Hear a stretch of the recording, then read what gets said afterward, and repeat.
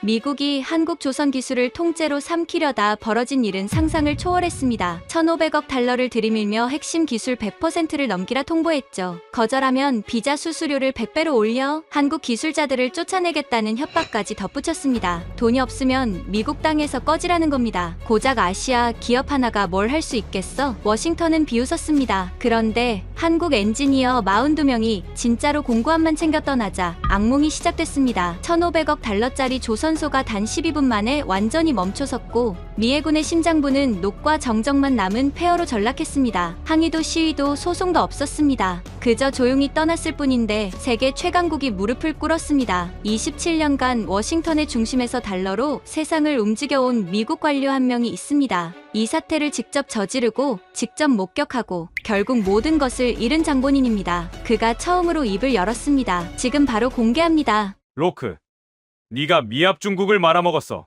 헤럴드 벤포드 장관이 제게 마지막으로 남긴 말입니다. 하지만 그 이야기는 나중에 하겠습니다. 먼저 제가 뭘 저질렀는지부터 보여드려야 공평하니까요. 5주 전으로 돌아갑니다. 워싱턴 상무부 대회의실. 제 이름은 넬슨 로크. 상무부 회사산업 전략 수석 고문으로 27년을 보낸 사람입니다. 그날 제 앞에는 1,500억 달러짜리 계약서가 놓여 있었고 건너편에는 한국에서 날아온 두 사람이 앉아 있었습니다. 한화오션 강태선 전무, 그리고 법무감사실 윤정호 팀장. 벤포드 장관이 먼저 포문을 열었습니다. 책상을 손바닥으로 내려치면서요. 1,500억 달러요. 이건 제안이 아니라 확정 통보입니다. 회의실 유리벽이 떨리는 소리가 들렸습니다. 좌중이 얼어붙었고 저는 속으로 환호했습니다. 이래야지. 미합 중국이 한국 따위한테 굽실거릴 수는 없는 법이니까요. 장관은 시가 연기를 천장까지 날려보내고는 한국 대표단을 손가락으로 가리켰습니다. 간단합니다. 한화오션의 기술 전부, 건조 공법부터 블록 조립 노하우까지 예외 없이 미국으로 이전하시오. 명령이었습니다. 협상의 형태를 빌린 일방적인 명령.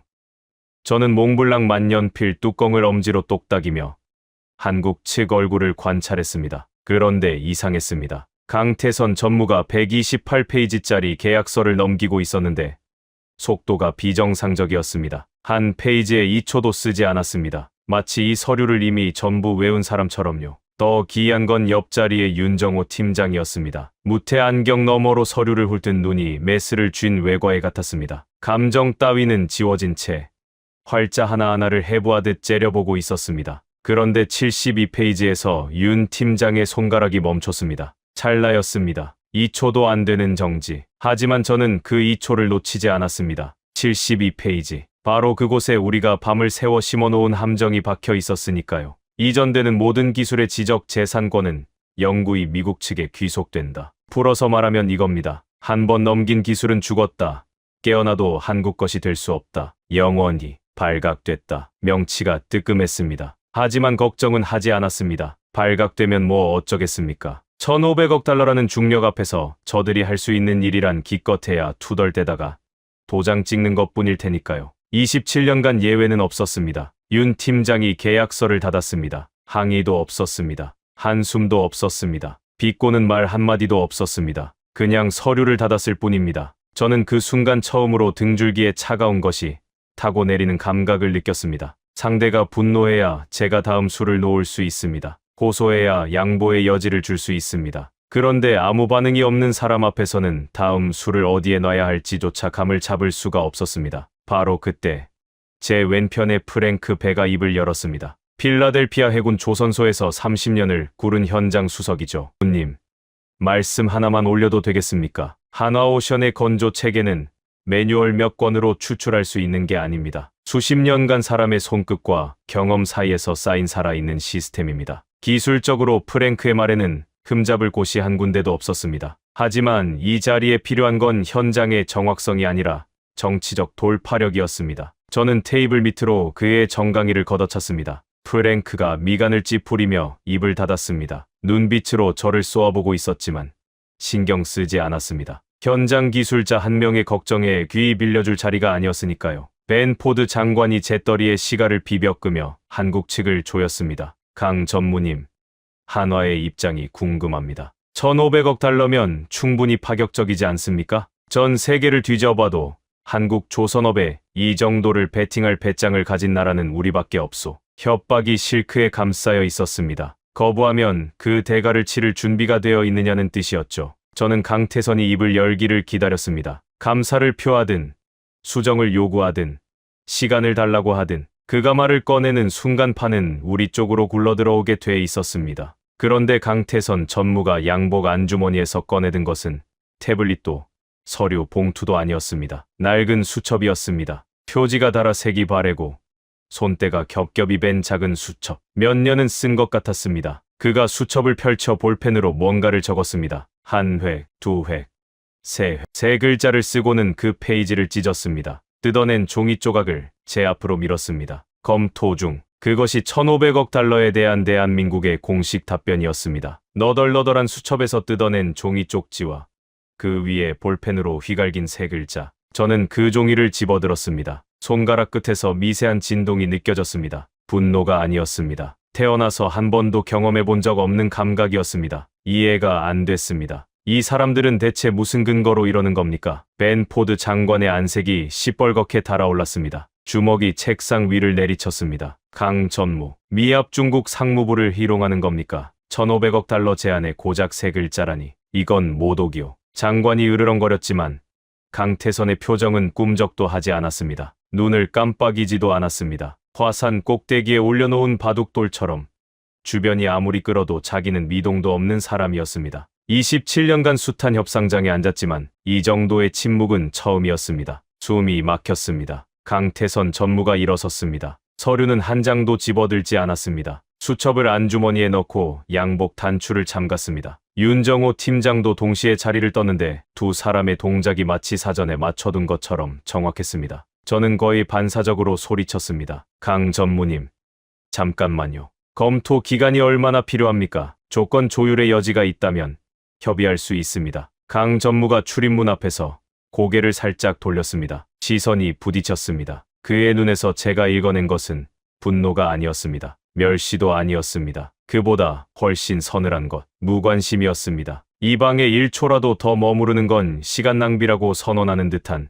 뼛속까지 얼어붙는 완벽한 무관심. 문이 닫혔습니다. 구두 소리가 복도 저편으로 멀어졌습니다. 벤 포드 장관이 의자에 몸을 내던지듯 주저앉더니 새 시가에 불을 붙였습니다. 라이터를 쥔 손이 떨려서 불꽃이 같이 흔들렸습니다. 프랭크 배가 조용히 일어나 제 뒤를 지나가며 귓가에 한마디를 떨구었습니다. 제가 뭐라고 했습니까? 달러에 허리 꺾일 사람들이 아니라고요. 고문님, 지금이라도 정신 차리십시오. 당신이 건드린 게 뭔지나 아십니까? 저는 프랭크의 뒷모습을 보며 코끝으로 비웃음을 밀어냈습니다. 현장 기술자가 뭘 알겠습니까? 1,500억 달러 앞에서 등을 곧게 펼 수 있는 나라는 이 지구상에 없다고 저는 확신하고 있었습니다. 한국도 예외일 리 없었습니다. 검토 중이라는 저 세 글자는 시간을 벌기 위한 한국식 잔머리에 불과하다고 여겼습니다. 하지만 그날 밤 숙소로 돌아가는 차 안에서 강태선의 눈빛이 뇌리를 떠나지 않았습니다. 그건 협상가의 눈이 아니었습니다.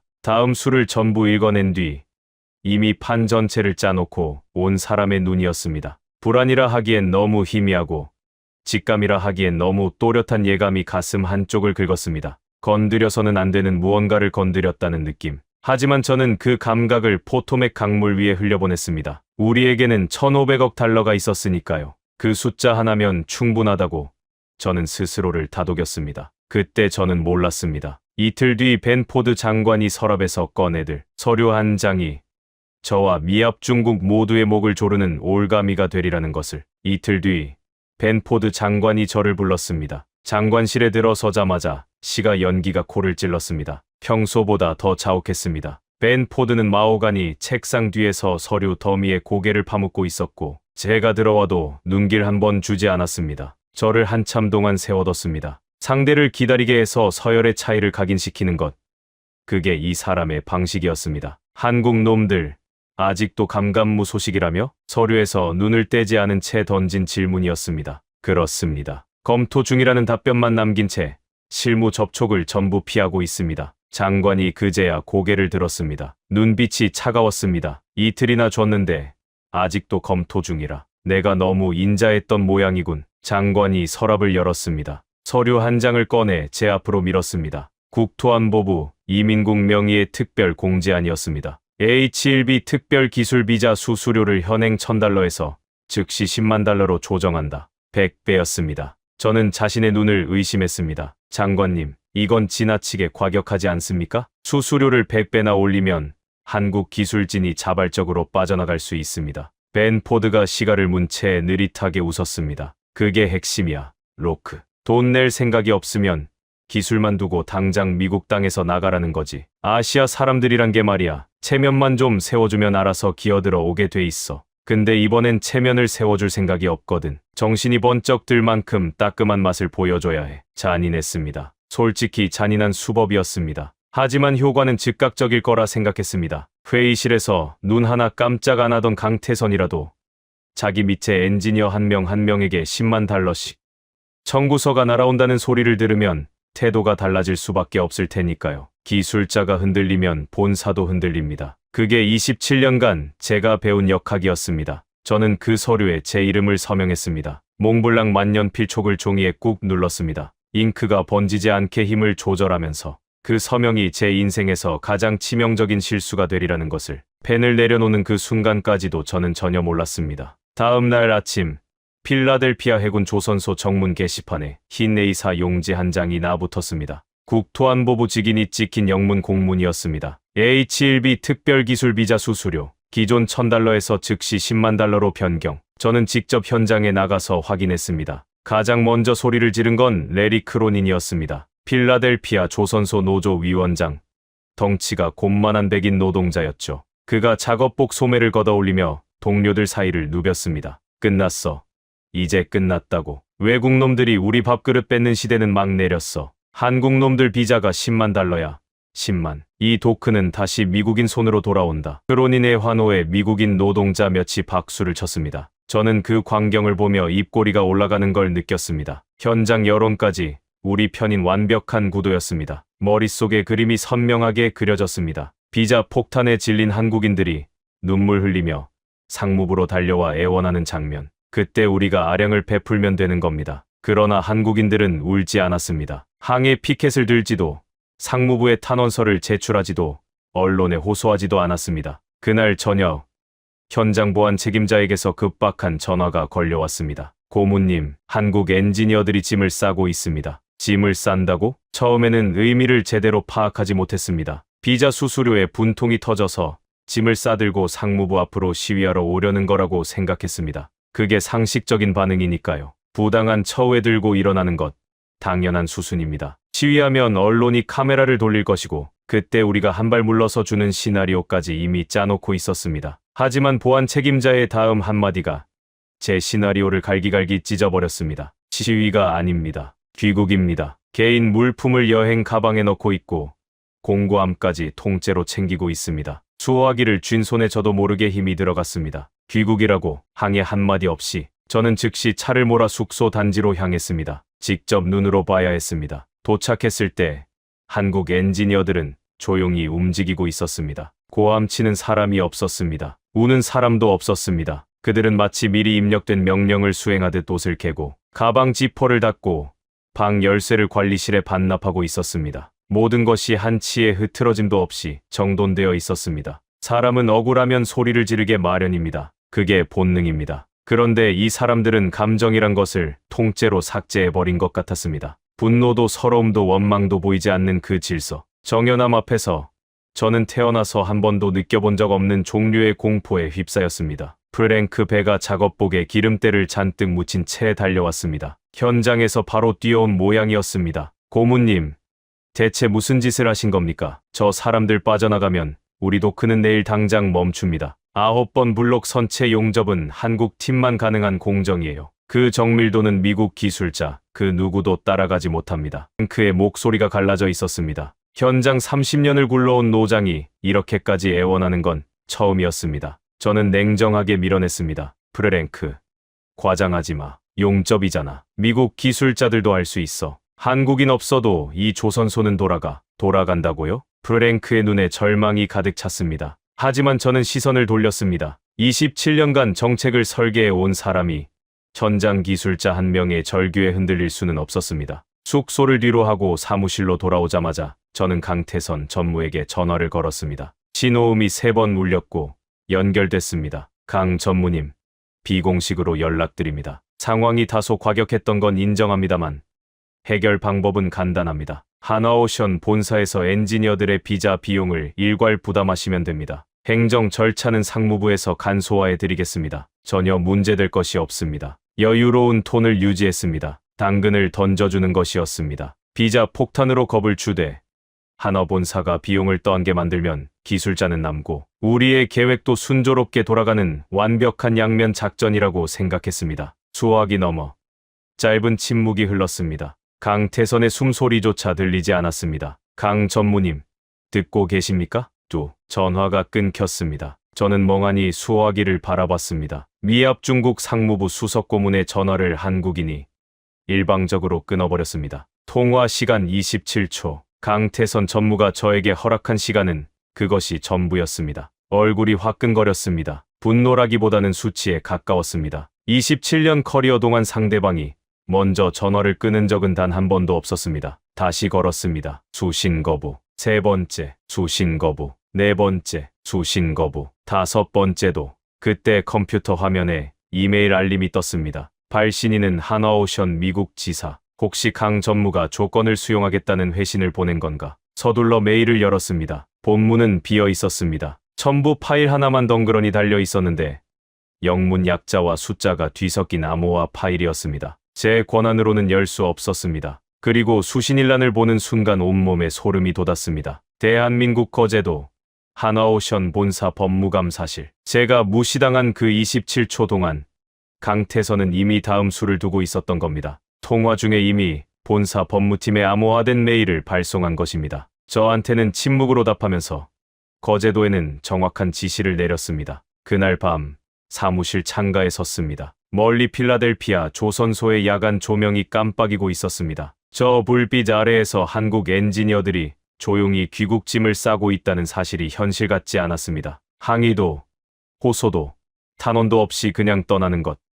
대체 어떤 배짱에서 비롯된 행동인지 이해가 되지 않았습니다. 그래도 저는 이게 허세일 뿐이라고 스스로를 달랬습니다. 기술자들은 회사 지시에 따를 뿐이고 하나오션 경영진은 결국 1,500억 달러짜리 프로젝트를 포기하지 못할 거라고, 며칠 안에 다시 돌아올 거라고. 하지만 이틀이 지나도 한국 측에서는 아무런 연락이 없었습니다. 강태선의 전화는 여전히 수신 거부 상태였고 한화 미국 지사 대표 번호로 걸면 자동 응답기만 돌아갔습니다. 그때까지도 저는 한 가지를 깨닫지 못하고 있었습니다. 아쉬운 쪽이 우리라는 사실을. 그리고 이틀 뒤 한국 측이 먼저 움직였습니다. 제가 전혀 예상하지 못한 방식으로 오후 2시 커피를 마시고 있는데 비서가 문을 벌컥 열었습니다. 고문님, 하나오션 미국 지사의 강태선 전무님과 윤정호 팀장님이 로비에 와 계십니다. 사전 약속 없는 방문입니다. 불시 방문. 저는 커피잔을 내려놓으며 입꼬리가 올라갔습니다. 왔구나. 드디어 왔어. 비자 폭탄을 이틀도 못 버텼군. 수수료를 깎아달라고 매달리러 왔거나 아니면 일부 양보한 기술 이전안을 들고 온 거겠지. 저는 의도적으로 5분간 기다리게 했습니다. 상대를 세워두는 것. 벤 포드 장관에게서 배운 기술이었습니다. 충분히 뜸을 들인 뒤에야 들여보내라고 했습니다. 에스프레소 머신에서 커피 2잔을 더 내렸습니다. 아쉬운 소리를 하러 온 사람에게 커피 한 잔 건네며 아량을 베푸는 모양새를 보여주면 심리적 효과가 배가 되는 법이니까요. 문이 열렸습니다. 강태선 전무가 먼저 들어왔는데 이틀 전 회의실에서 봤던 얼굴과 토씨 하나 다르지 않았습니다. 아무런 감정도 읽히지 않는 그 표정. 뒤따라 들어온 윤정호 팀장은 서류 가방을 하나 들고 있었고 무태 안경 너머의 눈빛은 여전히 메스처럼 날카로웠습니다. 악수를 청했습니다. 반갑습니다. 커피 한 잔 하시겠습니까? 제가 직접 내린 에스프레소입니다. 강 전무는 제 손을 가볍게 잡았다 놓고 소파에 앉았습니다. 커피에는 눈길도 주지 않았습니다. 윤 팀장도 마찬가지였습니다. 두 사람은 앉자마자 저를 정면으로 쳐다봤을 뿐 안부 인사 같은 건 일절 없었습니다. 분위기가 이상했습니다. 도저히 뭔가를 부탁하러 온 사람의 태도가 아니었습니다. 직접 찾아와 주셔서 감사합니다. 건으로 조율할 부분이 있으시다면 언제든 말씀하십시오. 저는 여유를 유지했습니다. 한국 측이 먼저 조건을 꺼내게 만드는 전략이었습니다. 먼저 카드를 보이는 쪽이 불리한 법이니까요. 그런데 먼저 입을 연 것은 강 전무가 아니라 윤정호 팀장이었습니다. 서류 가방 지퍼를 열며 말했습니다. 로크 고문님, 저희는 오늘 조율을 하러 온 것이 아닙니다. 그의 목소리는 칼날이 공기를 가르듯 사무실을 갈랐습니다. 낮고 단단하고 감정이 한 톨도 섞여 있지 않았습니다. 조율이 아니라고요? 그러면 대체 뭡니까? 윤 팀장이 가방에서 A사 한 장을 꺼냈습니다. 그것을 제 책상 정중앙에 올려놓았습니다. 비뚤어지지도 내던지듯 놓지도 않았습니다. 외과의가 수술대 위에 메스를 배치하듯 제 시선이 가장 먼저 닿는 지점에 밀리미터 단위로 정확하게 내려놓았습니다. 위쪽에 한화오션 로고, 아래쪽에 붉은 법인 인감, 문서 제목이 눈에 들어왔습니다. 운영 환경 훼손에 따른 철수 예고 통보서. 한글과 영문이 병기되어 있었습니다. 철수 예고 통보서. 2번 읽었습니다. 잘못 본 건가 싶어서 3번 읽었습니다. 이건 타협안도, 비용 감면 요청서도, 탄원서도 아니었습니다. 저였습니다. 우리의 압박에 오히려 그들이 우리에게 철수를 선언하러 온 것이었습니다. 윤 팀장이 문서를 손가락으로 짚으며 감정 없는 목소리로 읽어 내려가기 시작했습니다. 통보 사항은 총 3건입니다. 첫째, 부당하게 인상된 H1B 비자 수수료를 즉각 원래 금액으로 되돌릴 것. 둘째, 마스 프로젝트에 포함된 당사의 자주적 기술 권리를 침해하는 조항을 전면 삭제할 것. 셋째, 위 사항에 대해 미 상무부가 공식 서면 답변을 제출할 것. 3가지 요구. 저는 속으로 냉소가 터졌습니다. 한국의 민간 기업이 감히 미합 중국 정부의 요구를 해. 윤 팀장님, 잠깐요. 지금 미합 중국 상무부를 향해 요구를 하시는 겁니까? 직설적으로 말씀드리죠. 상황 판단이 안 되시는 건 아닌지 일부러 조롱을 실었습니다. 상대의 체면을 깎아내리면 기세가 꺾이는 법이니까요. 윤 팀장의 표정에는 변화가 없었습니다. 제 말이 공기 중에 먼지처럼 아무런 영향도 미치지 못했습니다. 요구가 아닙니다. 고문님, 계약서에 명시된 절차입니다. 바로 그 순간 강태선 전무가 처음으로 움직였습니다. 왼쪽 손목의 시계를 한번 내려다보더니 낮은 목소리로 말했습니다. 우리는 유감 같은 감정적 수식어는 사용하지 않습니다. 비자 수수료 정상화, 그리고 자주적 기술 권리 보장. 남은 시간은 더도 덜도 아닌 정확히 48시간입니다. 손목 시계를 확인하며 시한을 선고하는 그 동작에는 감정이 실려 있지 않았습니다. 분노도, 아쉬움도, 원한도 없었습니다. 엔지니어가 도면 위의 치수를 읽어내리는 것처럼 기계적이고 정확했습니다. 그 기계적인 정확함이 척추를 따라 얼음, 조각이 미끄러져 내리는 감각을 만들었습니다. 저는 반격했습니다. 아니, 반격하려 했습니다. 48시간이라니요. 강 전무님, 미국 정부의 시한을 한국 민간 기업이 정한다는 겁니까?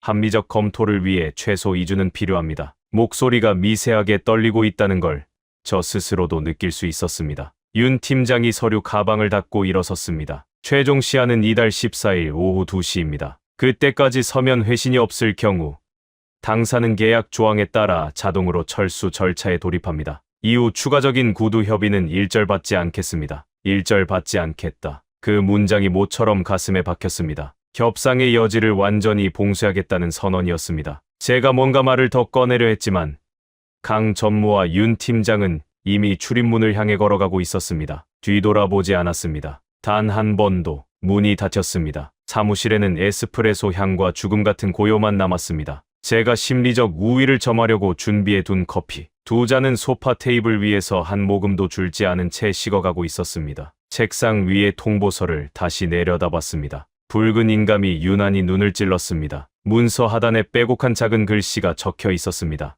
근거 조항, 마스 프로젝트 기초계약서 제4조 2항, 운영 환경 훼손에 따른 핵심 인력 자동 철수 조항, 그리고 그 아래 미국 측 서명일란에 적힌 이름, 넬슨 로크. 제 이름이었습니다. 제 서명으로, 제 손으로 한국 측의 합법적인 철수의 법적 근거를 쥐어준 꼴이었습니다. 제가 만든 무기가 제 목을 겨누고 있었습니다. 손끝이 차가워졌고 통보서를 쥔 손가락에서 힘이 빠져나가는 걸 느꼈습니다. 하지만 흔들리는 모습을 보일 수는 없었습니다. 여기서 무너지면 끝이었습니다. 48시간. 강태선이 제게 준 시간은 그것이 전부였습니다. 그리고 저는 그 48시간 동안 가능한 모든 발악을 해볼 생각이었습니다. 48시간 중 첫 번째 밤을 저는 사무실에서 뜬 눈으로 보냈습니다. 가장 먼저 한 일은 벤포드 장관에게 보고를 올린 것이었습니다. 27년 커리어에서 제가 먼저 장관실 문을 두드린 건 그날이 처음이었습니다. 그것만으로도 상황이 얼마나 급박한지 짐작하실 수 있을 겁니다. 장관실에 들어서자 시가 연기가 평소보다 한층 더 짙었습니다. 벤 포드는 다른 안건을 검토하고 있었습니다. 한국건이 이 사람의 최우선 관심사가 아니라는 뜻이었죠. 장관님, 한화오션이 48시간 내 서면 답변을 요구해 왔습니다. 비자 수수료 원상 복구와 기술 귀속 조항 폐기, 이 두 가지에 대해 모레 오후 2시까지 공식 회신을 줘야 합니다. 포드가 시가를 문 채 눈을 가늘게 떴습니다. 그래서 로크, 설마 그 장크에 겁먹고 나한테 달려온 건 아니겠지? 겁을 먹은 게 아닙니다. 다만 통보서가 계약서 제4조 2항을 정확히 인용했습니다. 법적 근거가 있는 절차이기 때문에 무시하면 국제 중재로 번질 위험이 있습니다. 장관이 서류를 내려놓고 등받이에 기대며 코를 찡긋했습니다. 국제 중재, 한국이 미합 중국을 중재 법정에 세운다고? 세상에 그런 배짱 있는 나라가 어딨어. 허세야, 장크를 좀 부려. 예를 들어 비자 수수료 낼 돈을 빌려주겠다고 해. 포장만 그럴듯하게 해서 체면 세워주면 알아서 기어들어올 거야. 장관의 말투에는 경멸이 배어 있었습니다. 속이 불쾌했지만 표정에 드러내지는 않았습니다. 벤 포드가 책임을 떠넘기는데 선수라는 건 잘 알고 있었으니까요. 질문은 결국 제 몫이라는 뜻이었습니다. 사무실로 돌아와 밤새 머리를 쥐어짰습니다. 장관의 지시대로 장크를 부리기로 했습니다. 이름을 붙였습니다. H1B 특별기술 비자 수수료 저금리 대출 프로그램. 내용은 이렇습니다. 상무부가 지정한 금융기관에서 한화 측에 10만 달러의 비자 수수료를 3년 분할로 대출해준다는 것. 이자는 상징적인 연 1%. 겉보기에는 괜찮아 보입니다. 하지만 본질은 아무것도 바뀌지 않았습니다. 10만 달러라는 수수료 자체는 그대로 유지한 채 지불 방법만 바꾼 것뿐이니까요. 이건 강도가 당신의 지갑을 빼앗은 뒤 그 돈을 할부로 갚게 해주겠다는 것과 뭐가 다릅니까? 저도 알고 있었습니다. 하지만 벤 포드의 판단, 체면만 세워주면 아시아 사람들은 받아들인다는 그 말을 믿기로 했습니다. 밤 11시, 강태선 전무에게 이메일을 보냈습니다. 제목은 비자 수수료 관련 후속 협력 방안. 발송 버튼을 누른 뒤 화면을 응시하며 수신 확인을 기다렸습니다. 상대가 메일을 열면 자동으로 확인 표시가 뜹니다. 30분이 지나도 읽지 않음. 1시간이 지나도 읽지 않음. 자정을 넘겼고 최종 시한까지 14시간밖에 남지 않았습니다. 제목에 긴급이라는 단어를 추가해서 다시 보냈습니다. 역시 읽지 않음. 새벽 2시에 세 번째, 네 번째. 전부 감감무소식이었습니다. 한화오션은 아예 제 메일을 열어보지도 않았습니다. 그건 무시가 아니었습니다. 제 존재 자체가 삭제된 느낌이었습니다. 발신인이 넬슨 로크인 메일은 확인할 가치조차 없다고 선언하는 것 같았습니다. 날이 밝았습니다. 최종 시한 당일 아침 7시. 밤을 꼬박 새운 눈으로 사무실에 앉아 있는데 팩스 기계가 울렸습니다. 한화 미국 지사에서 온 것이었습니다. 혹시 대출 프로그램을 검토하겠다는 회신일까? 기대를 안고 종이를 뽑았습니다. 제가 보낸 제안서 복사본이었습니다. 하단 공백에 붉은 인감이 찍혀 있었습니다. 조건 불수용. 4글자. 그 옆에는 반려라는 도장까지 나란히 찍혀 있었습니다. 메일은 열어보지 않았지만 팩스로 받은 제안서를 보고 그대로 도장을 찍어 돌려보낸 것이었습니다. 손이 떨리기 시작했습니다. 분노가 아니었습니다. 공포에 가까운 감각이었습니다. 이 사람들 진심이다. 허세가 아니라 정말로 떠날 준비를 하고 있는 것이다. 마지막 카드를 꺼냈습니다. 협상 시한 연장 합의서. 48시간의 최종 시한을 2주로 늘리자는 제안이었습니다. 시간만 벌면 됐습니다. 시간이 지나면 감정이 누그러지고 감정이 식어야 협상이 가능해지는 법입니다. 27년 경험이 가르쳐준 원칙이었습니다. 팩스 발송 완료 신호음이 울렸습니다. 이번에는 답이 빨랐습니다. 3분도 안 돼서 팩스 기계가 다시 울렸습니다. 종이를 뽑았습니다. 제가 보낸 합의서 원본 위에 또다시 붉은 인감, 불수용. 그리고 이번에는 그 옆에 손으로 쓴 한글이 한 줄 더 있었습니다. 저는 읽을 수 없었습니다. 나중에 번역을 의뢰했더니 이렇게 적혀 있었습니다. 시한은 바뀌지 않고 시계는 멈추지 않는다. 그 문장을 읽는 순간 등골 끝에서부터 머리끝까지 한기가 솟아올랐습니다. 오전 10시, 최종 시한까지 4시간. 설상가상으로 소식 하나가 더 날아들었습니다. 벤 포드 장관이 마스 프로젝트의 성과를 과시하기 위해 CNN, 블룸버그, 로이터 등 외신 기자단을 필라델피아 조선소 현장 시찰에 초대한 것이었습니다. 미국 조선업의 부활을 선전하는 미디어 쇼를 기획한 겁니다. 그의 정치적 야심이 낳은 결과물이었습니다. 기자단이 현장에 도착했다는 보고를 받은 바로 그 순간 전화가 울렸습니다. 필라델피아 현장 책임자였습니다. 고문님, 3번 용접 라인이 멈췄습니다. 심장이 바닥으로 떨어지는 감각이었습니다. 뭐라고? 한국 기술팀이 출근하지 않았습니다. 3번 라인을 담당하던 12명 전원이 오늘 아침 숙소에서 출발하지 않았습니다. 연락도 안 됩니다. 5번 라인도 같은 상황입니다. 2개의 라인이 동시에 멈춰섰습니다. 최종 시한까지 아직 4시간이나 남았는데 한국 기술자들은 이미 현장에서 빠져나가고 있었습니다. 마지막 순간까지 버틸 거라는 제 계산은 처음부터 틀린 것이었습니다. 시한이 끝나기도 전에 그들은 이미 물러나고 있었던 겁니다. 하지만 진짜 최악은 그게 아니었습니다. 외신 기자단이 바로 그 멈춰선 현장을 카메라에 담고 있다는 사실이었습니다. 우리가 미국 조선업의 부흥을 선전하려고 직접 불러들인 기자들이 미국 조선소의 마비 현장을 실시간으로 촬영하고 있었습니다. 벤 포드 장관의 미디어 쇼가 제 발등을 찍는 도끼로 변한 것입니다. 전화가 또 울렸습니다. 레리 크로닌이었습니다. 며칠 전 환호하던 목소리는 간데없고 절규에 가까운 톤이었습니다. 로크, 3번 라인 용접기가 멈췄는데 우리 기술자들은 이걸 되살릴 수가 없어. 한국 팀이 세팅해 놓은 자동화 시스템에 비밀번호가 걸려 있어서 접근 자체가 불가능하다고. 기자들이 카메라를 우리한테 들이대고 있는데 지금 우리가 얼마나 한심하게 보이는지 알기나 해. 불과 며칠 전만 해도 외국놈들 시대는 끝났다고 박수를 치던 사람이었습니다. 저는 수화기를 귀에서 떼고 눈을 감았습니다. 관자놀이가 욱신거렸습니다. 전화를 끊자마자 프랭크 베에게서 연락이 왔습니다. 분노를 넘어선 절규였습니다. 제가 뭐라고 했습니까? 한국 팀 빠지면 도크 멈춘다고 했잖아요. 5번 라인 선체 블록 접합부에서 균열 조짐이 보입니다. 미국 기술자들은 한국 팀의 공정 속도를 절대 따라가지 못해요. 내일 해군 인수 검사인데 이대로 가면 납기를 맞출 수가 없습니다. 반박할 수가 없었습니다. 프랭크가 예언한 모든 것이 한 글자도 빗나가지 않고 현실이 되고 있었으니까요. 오후 1시, 최종 시한까지 1시간. 저는 창가에 앉아 전화기를 지켰습니다. 마지막 한 가닥 희망을 놓지 않았습니다. 혹시 한화가 막판에 연락을 해올지도 모른다고.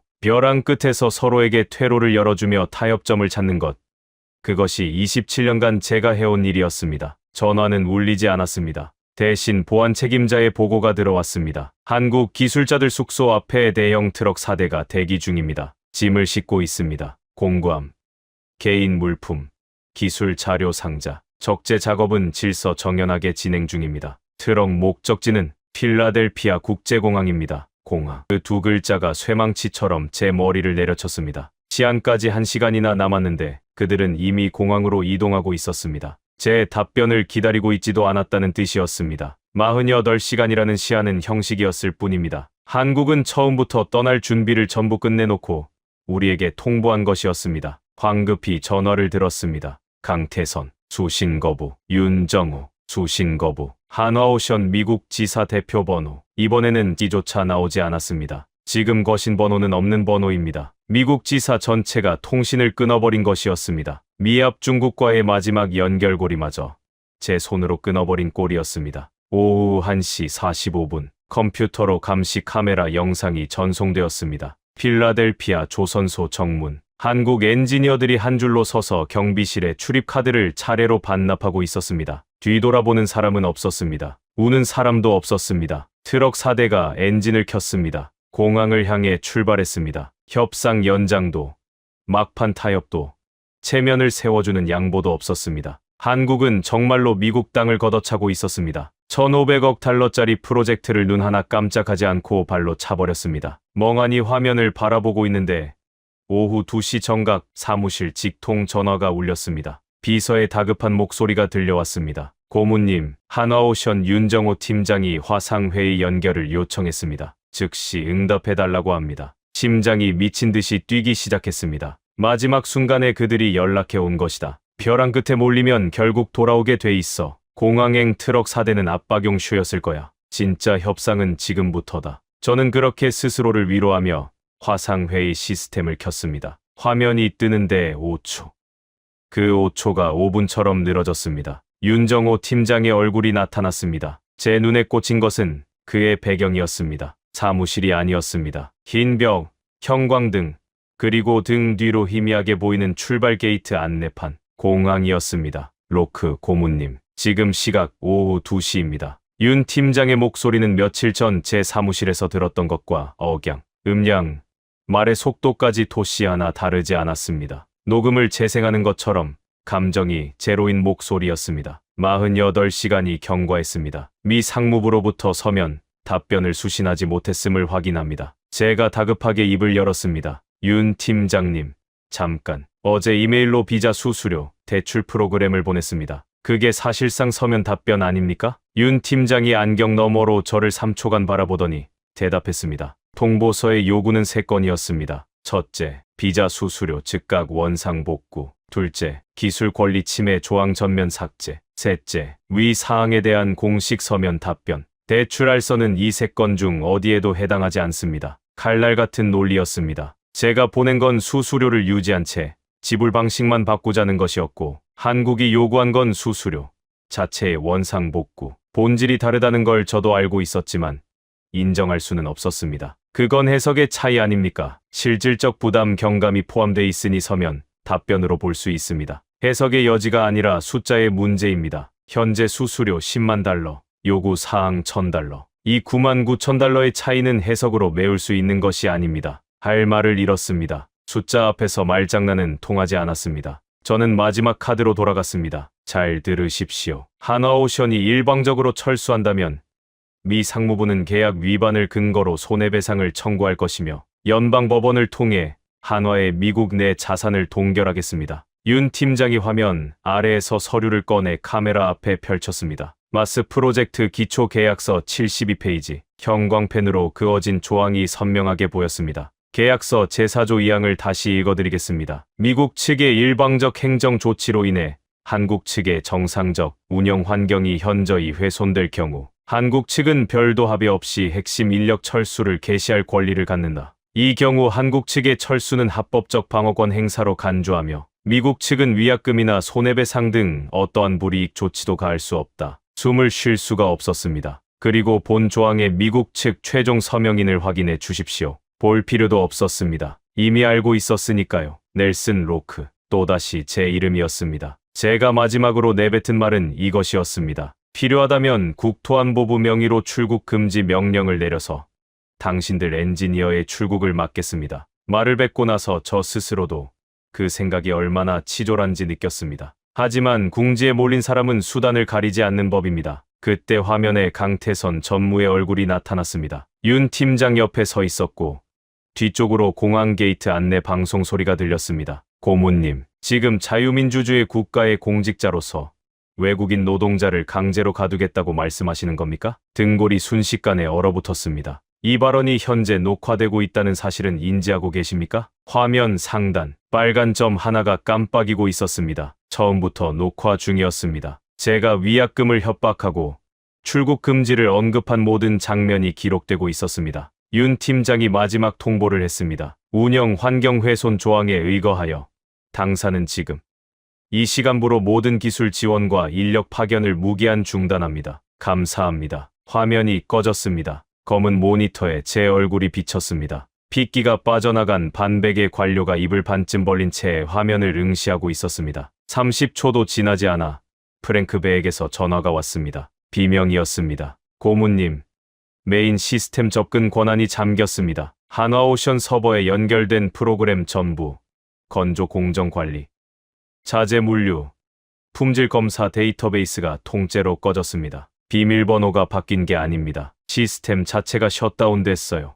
화면에 자동 암호화 처리 완료라는 문구만 뜨고 아무것도 할 수가 없습니다. 사람이 떠나고 시스템이 닫히고 데이터가 잠겼습니다. 48시간 전 제 책상 위에 놓인 애인의 통보서에 예고된 모든 것이 한치의 오차도 없이 실행되었습니다. 저는 의자에 몸을 내던지듯 주저앉아 천장을 올려다봤습니다. 형광등 불빛이 눈을 찔렀지만 감지 않았습니다. 1,500억 달러짜리 프로젝트가 완전히 숨을 거두기까지 걸린 시간. 오후 2시부터 서버가 꺼진 시각까지 불과 12분이었습니다. 나흘이 지났습니다. 필라델피아 해군 조선소는 죽어가고 있었습니다. 워싱턴 사무실에 앉아서 보고서 숫자만으로는 더 이상 상황을 파악할 수 없었습니다. 숫자로는 전달되지 않는 것들이 있습니다. 냄새, 소리, 공기. 저는 직접 현장을 찾았습니다. 조선소 정문을 통과하는 순간부터 이질감을 느꼈습니다. 소리가 없었습니다. 이 도크가 정상적으로 가동될 때는 정문에서부터 용접 불꽃이 튀는 소리,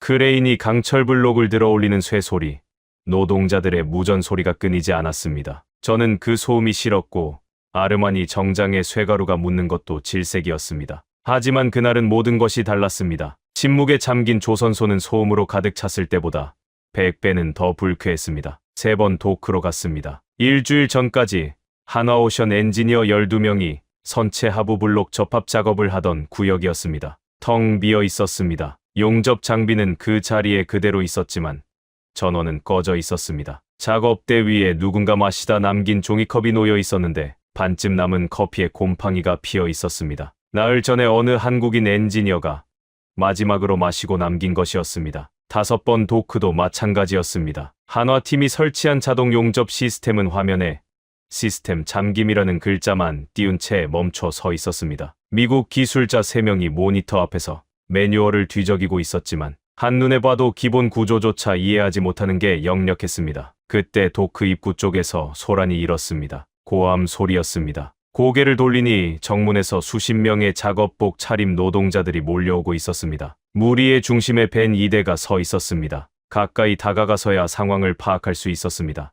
벤에 타고 있는 사람들은 하나오션 엔지니어들이었습니다. 숙소의 마지막까지 남아있던 8명, 공구함과 짐을 싣고 공항으로 출발하려는 참이었습니다. 레리 크로닌이 벤 앞을 가로막고 서 있었습니다. 소매를 걷어올린 굵은 팔뚝이 차보니 뒤에 걸쳐져 있었습니다. 일주일 전 한국인들의 비자 인상에 환호하며 동료들 등을 두드리던 바로 그 팔뚝이 지금은 한국인들의 차를 막아서고 있었습니다. 그 며칠 사이 크로니는 달라져 있었습니다. 라인이 멈추고 시스템이 잠기고 동료들이 멍하니 서 있는 것을 보면서 자신이 무엇을 잃어버렸는지 뒤늦게 깨달은 것이었습니다. 부탁이요. 제발 가지 마시오. 당신들이 빠지면 우리는 전부 끝장이에요. 크로닌의 목소리가 쉬어 있었고 며칠 전에 조롱은 온데간데 없었습니다. 수십 명의 노조원들이 차 문을 붙잡고 매달리고 있었는데 그중 한 명은 눈시울이 벌겋게 물들어 있었습니다. 벤 운전석 창문이 내려갔습니다.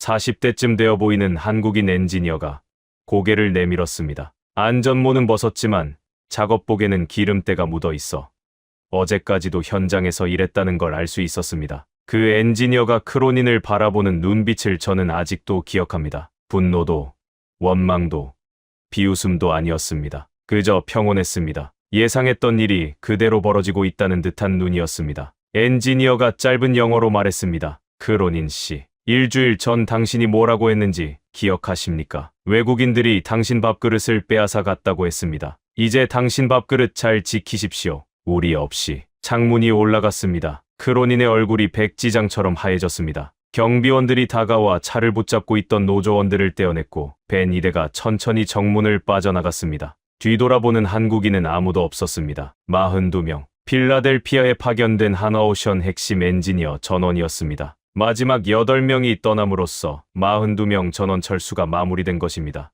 그들은 공구함만 챙겼습니다. 기술 매뉴얼도, 공정 데이터도, 시스템 접근 권한도 아무것도 남기지 않았습니다. 크로닌이 저를 발견한 건 바로 그 직후였습니다. 벤이 사라진 정문을 멍하니 보고 있다가 고개를 돌렸는데 그의 표정이 절망에서 분노로 바뀌었습니다. 거구의 사내가 성큼 다가왔고 저는 본능적으로 한 발 물러섰습니다. 크로닌이 제 정장 멱살을 움켜잡았습니다. 그의 주먹이 아르마니 옷깃을 구겼습니다. 얼굴이 코앞까지 다가왔고 기름때와 땀 냄새가 훅 끼쳐왔습니다. 바로 너야, 로크. 너 같은 관료놈 때문에 7,000명이 내일부터 길바닥에 나앉게 생겼어. 7,000명. 가족까지 합치면 15,000명이야. 네가 그 사람들 먹여 살릴 거냐? 침이 제 얼굴에 튀었습니다. 경비원들이 달려와 떼어놓았지만 크로닌의 고함은 멈추지 않았습니다. 정문에 있던 노조원들이 하나둘 저를 둘러쌌고 그들의 눈빛에는 저기가 가득했습니다. 며칠 전까지 동지였던 사람들이 지금은 저를 포위하고 책임을 묻고 있었습니다. 경비원들의 호위를 받으며 인파를 빠져나와 차에 올랐습니다. 손이 너무 떨려 시동 버튼을 3번이나 눌러야 했습니다. 백미러로 크로닌이 정문 앞에 무릎을 꿇고 두 손으로 얼굴을 감싸는 모습이 보였습니다. 조선소를 빠져나오면서 도크 전체를 둘러봤습니다. 거대한 겐트리 크레인 3기가 팔을 뻗은 채 미동도 없이 서 있었습니다. 일주일 전만 해도 지칠 줄 모르고 강철 블록을 들어 올리던 것들이었습니다. 지금은 녹슨 골격 위에 갈매기만 앉아 있었습니다. 하늘을 향해 뻗은 강철팔. 그것은 크레인이 아니라 묘비처럼 보였습니다. 거대한 미국 해군의 심장이 멈추고 그 위에 세워진 강철 묘비. 워싱턴으로 돌아오는 차 안에서 벤 포드 장관의 전화가 왔습니다. 로크. 이 무능한 자식아. CNN에서 필라델피아 도크가 멈춘 화면을 내보냈어. 내가 직접 부른 기자들이 찍은 거라고. 전 세계가 내 구역 하나 제대로 관리 못하는 꼴을 보게 됐잖아. 공포가 섞인 목소리였습니다. 정치인이 가장 두려워하는 건 언론이 등을 돌리는 순간입니다. 사포 같은 욕설 속에서 저는 꼬리 자르기의 냄새를 맡았습니다. 내일 기자회견에서 이건 현장 고문의 소통 미숙으로 정리될 거야. 알아서 수습하고. 내 이름은 절대 꺼내지 마. 전화가 끊겼습니다. 예상한 대로였습니다. 비자 폭탄을 지시한 것도 약탈적 계약 구조를 설계한 것도 벤 포드였지만 책임은 고스란히 저에게 떨어졌습니다. 성공은 윗사람의 것, 실패는 아랫사람의 목. 그것이 워싱턴의 법칙이었습니다. 사무실에 돌아온 건 밤 9시였습니다. 불 꺼진 7층에 홀로 앉아 노트북을 켰습니다. 백악관 국가안보회의에 상황보고서를 올려야 했습니다. 키보드 위에 손가락을 얹었지만 첫 글자를 칠 수가 없었습니다. 사실대로 쓸 수는 없었습니다. 상무부의 갑질로 하나오션 핵심 인력 42명 전원 철수. 필라델피아 가동률 40% 이하로 급락. 이 문장이 백악관 책상에 올라가는 순간 제 커리어는 물론이고 벤 포드까지 끌려 들어갈 것이고 벤 포드가 끌려가면 저를 방패막이로 세울 것이고 결국 모든 화살은 제게로 향할 것이었습니다. 저는 거짓말을 했습니다. 필라델피아 해군 조선소의 일시적 공정 지연이 발생했으나 미국 측 기술 인력 재배치를 통해 조기 정상화가 가능할 것으로 판단됨. 일시적. 가동률이 반토막 난 상황을 일시적이라고 적었습니다. 조기 정상화 가능. 시스템 하나 돌릴 수 없는 상태에서 정상화가 가능하다고 적었습니다. 보고서를 전송하고 의자에 몸을 내던졌습니다. 모니터 불빛만이 얼굴을 비추고 있었습니다. 고작 42명이었습니다. 42명의 엔지니어가 빠지자 1,500억 달러짜리 거대한 미국 해군의 심장이 멈춰버렸습니다. 달러로 살 수 없는 것이 진짜로 있었습니다. 27년 만에 처음으로 저는 온몸으로 그 사실을 깨닫고 있었습니다. 일주일 뒤 제 거짓말이 산산조각 났습니다. 출근길 차 안에서 라디오를 켰다가 심장이 멈추는 줄 알았습니다. CNN 앵커가 속보를 전하고 있었습니다. 워싱턴 디펜스 위클리의 수석 기자 엘렌 모건이 터뜨린 단독 보도였습니다. 기사 제목이 제 귓속에 선명하게 박혔습니다. 미국의 치명적 오판, 동맹의 뒤통수를 치려다. 세계 1위 조선 동맹을 통째로 잃다. 핸들을 쥔 손에서 힘이 빠져 차가 차선을 벗어날 뻔했습니다. 옆 차가 경적을 울렸지만 들리지 않았습니다. 모건의 기사는 잔인할 정도로 정교했습니다. 멈춰선 필라델피아 현장 사진, 텅 빈 도크, 시스템 잠금 화면 캡처, 심지어 프랭크 베이 실명 인터뷰까지 실려 있었습니다. 저 42명 없이 이 도크는 부활할 수 없습니다. 프랭크의 증언이 활자 그대로 인쇄되어 있었습니다. 제가 백악관에 올린 일시적 공정 지연이라는 보고서는 휴지 조각이 되었습니다. 모건은 진짜 숫자를 세상에 공개해버렸습니다. 가동률 40% 이하. 사무실에 도착하자마자 전화가 미친 듯이 울렸습니다. 백악관, 국방부, 의회 군사위원회. 전부 같은 질문이었습니다. 상무부가 한국 기술자를 쫓아낸 게 사실인가? 필라델피아가 정말 마비된 건가? 한 통도 받을 수 없었습니다. 받는 순간 허위 보고의 책임이 즉시 확정될 테니까요. 그런데 모건의 기사에서 진짜 치명타는 따로 있었습니다. 기사 후반부의 거제도 한화오션 옥포 조선소의 항공 사진이 대문짝만하게 실려 있었습니다. 수백 기의 크레인이 질서 정연하게 움직이고 밤낮 없이 용접 불꽃이 만 전체를 밝히는 모습. 죽음의 고요에 잠긴 필라델피아와는 차원이 다른 풍경이었습니다. 기사의 마지막 문장이 비수처럼 박혔습니다. 미국이 제 손으로 걷어찬 세계 최고의 기술팀은 이미 새로운 고객을 찾은 것으로 보인다. 새로운 고객이 누구인지 답을 기다리는데 오래 걸리지 않았습니다. 그날 오후 제 노트북에 CNN 속보 알림이 떴습니다. 마크 카니 캐나다 총리, 대한민국 거제도 한화오션, 옥포 조선소 전격 방문. 황급히 생방송을 켰습니다. 정규 방송이 중단되고 거제도 현장이 생중계되고 있었습니다. 옥포 조선소의 거대한 도크 한가운데 카니 총리가 안전모를 쓰고 하나오션 고위 임원들과 나란히 걸어가고 있었습니다. 배경은 필라델피아에서는 상상도 할 수 없는 규모였습니다. 크레인이 쉴 새 없이 움직이고 용접 불꽃이 사방에서 터지고 수천 명의 노동자가 밤낮 없이 일하는 살아있는 강철의 도시. 카메라가 주민하자 강태선 전무가 카니 총리 옆에 서 있었습니다. 그리고 강 전무 뒤로 저는 익숙한 얼굴들을 봤습니다. 필라델피아에서 공구함만 들고 떠난 바로 그 엔지니어들이었습니다. 42명 전원. 한 명도 빠짐없이 작업복을 입고 도면 테이블에 앉아 시차 적응도 하기 전에 이미 새 프로젝트 설계에 들어가 있었습니다. 화면 하단에 자막이 떴습니다. 캐나다 연방조달부 긴급 국무회의 의결. 캐나다 순찰 잠수함 프로젝트 예산 420억 캐나다 달러.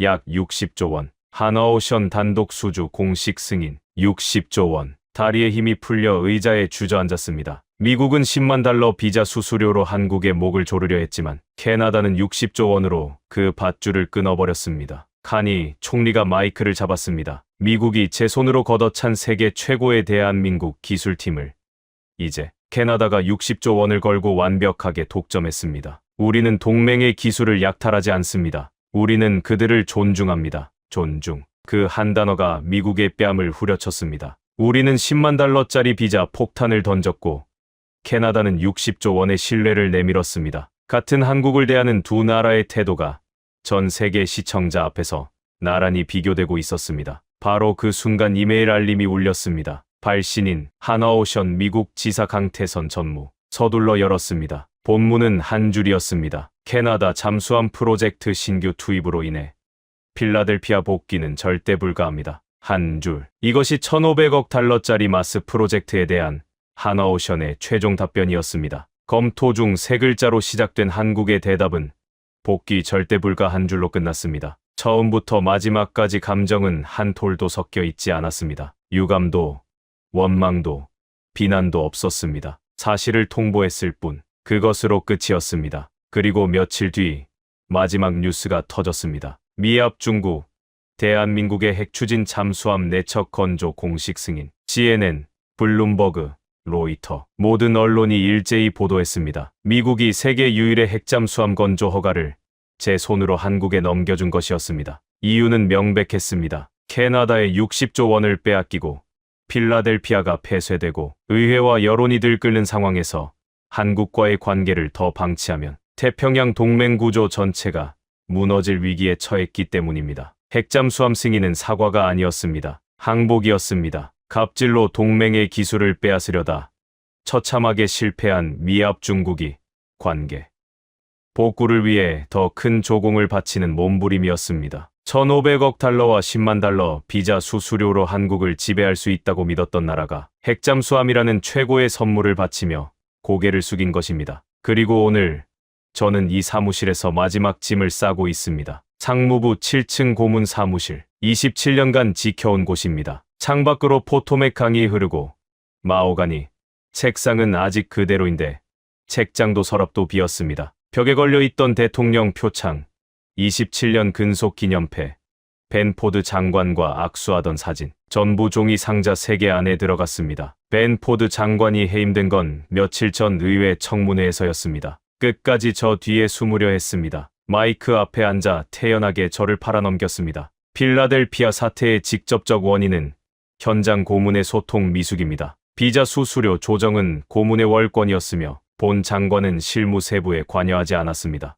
TV 생중계로 지켜봤습니다. 시가를 피울 때의 그 여유로운 얼굴 그대로였습니다. 27년간 저는 그 사람을 따라다니며 달러로 세상을 움직이는 법을 배웠습니다. 하지만 버려지는 데는 3초도 걸리지 않았습니다. 다만 꼬리 자르기는 성공하지 못했습니다. 트럼프 대통령이 경로한 건 장관의 비겁한 책임 회피가 아니라 캐나다가 60조 원을 가져갔다는 사실 때문이었습니다. 미국이 자충수를 두는 동안 이웃나라가 세계 1위 조선 기술을 독점했다는 현실이 대통령의 자존심을 갈기갈기 찢어놓은 것입니다. 청문회가 끝나기도 전에 즉시 면직 명령이 떨어졌습니다. 시가를 물고 마오가니 뒤에서 세상을 내려다보던 사내가 뒷문으로 쫓겨나듯 퇴장하는 모습이 카메라에 잡혔습니다. 장관이 잘렸으니 수하인 저는 말할 것도 없었습니다. 해고 통지는 인사과 이메일 한 통이었습니다. 형식적인 위로 문구 아래 차가운 한 줄. 금월 말 일부로 직위를 해제함. 27년의 커리어가 이메일 한 통으로 마침표를 찍었습니다. 프랭크 배가 저를 찾아온 건 이틀 전이었습니다. 노크도 없이 문을 열었습니다. 현장 30년을 보낸 그의 얼굴에는 피로가 가득했지만 눈빛은 이상하리만치 맑았습니다. 오래 참아왔던 말을 드디어 꺼내야만 하는 사람의 눈이었습니다. 프랭크는 제 책상 위에 봉투 하나를 놓았습니다. 사직서였습니다. 로크. 이제 직함도 의미 없으니 그냥 이름으로 부르죠. 처음에 제가 뭐라고 했는지 기억합니까? 한화오션의 기술은 종이로 복제할 수 없다고 했습니다. 사람을 쫓아내면 도크가 멈춘다고 했습니다. 그때 당신은 제 정강이를 걷어찼죠. 프랭크의 목소리가 잠시 떨렸지만 곧 평정을 되찾았습니다. 제 말이 전부 맞았지 않습니까? 한 글자도 안 틀리고 당신은 정말로 몽블랑 만년필하고 아르마니 정장이 저 도크를 살릴 수 있다고 믿었습니까? 지금 당신은 당신의 오만에 대한 대가를 치르고 있는 겁니다. 당신만이 아니라 7,000명의 노동자와 미합 중국 해군이 함께. 저는 아무 말도 하지 못했습니다. 전부 사실이었으니까요. 프랭크가 몸을 돌리며 마지막 말을 남겼습니다. 한 가지만 기억하십시오. 그 한국인들은 처음부터 끝까지 감정적인 말을 한마디도 하지 않았습니다. 유감이라고도 억울하다고도 복수하겠다고도 안 했습니다. 그들은 그저 계약대로 했을 뿐입니다. 당신은 끝까지 그게 얼마나 무서운 것인지 이해하지 못했죠. 문이 닫혔습니다. 27년간 유일하게 저에게 진실을 말해준 사람이 마침내 등을 돌렸습니다. 지금 제 앞에는 종이 상자 3개와 몽블랑 만년필 한 자루가 놓여 있습니다. 이 펜으로 저는 한국의 기술을 약탈하는 계약서에 서명했습니다. 비자 수수료를 100배 올리는 행정명령에 서명했습니다. 백악관에 올리는 거짓 보고서를 썼습니다. 모든 것이 이 펜으로 이루어졌습니다. 하지만 이 펜은 배 한 척을 1cm도 움직이게 할 수 없었고 용접 불꽃 하나 피우지 못했으며 크레인 팔 하나 돌릴 수 없었습니다. 정장 안주머니를 뒤지다가 손끝에 종이 조각이 닿았습니다. 꺼내봤습니다. 5주 전 강태선 전무가 수첩에서 찢어 제 앞으로 밀었던 바로 그 종이었습니다. 볼펜 잉크가 바래져 있었지만 세 글자는 여전히 선명했습니다. 검토중. 저는 그 쪽지를 종이 상자에 넣었습니다. 몽블랑 뚜껑을 열고 수첩의 마지막 문장을 썼습니다. 얄팍한 힘으로 모든 것을 쥐려 한 자는 손가락 사이로 전부 흘려보내게 된다. 펜을 내려놓고 잉크가 마르기를 기다렸습니다. 27년 커리어의 마지막 문장이었습니다. 상자 3개를 들고 사무실을 나섰습니다. 복도에는 아무도 없었습니다. 엘리베이터 버튼을 누르고 문이 열리기 전 뒤를 돌아봤습니다. 고문 사무실 명패가 아직 걸려 있었습니다. 넬슨 로크, 해사산업 전략 수석 고문. 내일이면 떼어지겠죠. 엘리베이터가 내려가는 동안 강태선 전무의 얼굴이 마지막으로 떠올랐습니다. 5주 전 회의실에서 수첩을 찢어 3글자를 밀었을 때의 그 무표정한 얼굴. 그 사람들은 달러에 고개를 숙이지 않았습니다. 협박에 무릎을 꿇지 않았습니다. 모욕에 보복하지 않았습니다. 그저 조용히 공구함을 챙겨 떠났을 뿐입니다. 그리고 떠난 자리에서 60조 원짜리 새로운 역사를 써내려가기 시작했습니다. 상무부 정문을 나서자 2월의 칼바람이 얼굴을 때렸습니다. 포토맥강에서 불어온 바람이 제가 든 상자를 스치고 지나갔습니다. 뒤돌아보지 않았습니다. 등 뒤에는 이제 아무것도 남아있지 않았으니까요. 지금까지 넬슨 로크의 고백이었습니다. 42명. 공구함만 챙겨 조용히 떠난 대한민국 엔지니어의 숫자입니다. 12분. 1,500억 달러짜리 프로젝트가 완전히 숨을 거두는데 걸린 시간입니다. 60조 원. 미국이 걷어찬 기술을 캐나다가 두 팔 벌려 맞이한 가격입니다. 그들은 소리 지르지 않았습니다. 시위하지 않았습니다. 복수하겠다는 말 한마디 없었습니다. 묵묵히 자기 공구함을 챙겼고 조용히 등을 돌렸고 그리고 떠난 자리에서 새로운 역사를 써내려갔습니다. 진짜 강한 것은 주먹을 휘두르는 것이 아니라 공구함 하나 들고 조용히 떠날 수 있는 담대함이었습니다. 가슴이 뜨거워지셨다면 댓글에 대한민국 4글자만 남겨주십시오. 이 이야기가 더 많은 분들께 닿을 수 있도록 공유 한번 부탁드리겠습니다. 달러로도 살 수 없는 기술과 자존심을 가진 나라. 그 나라에 살고 있다는 사실이 오늘따라 유난히 자랑스럽습니다.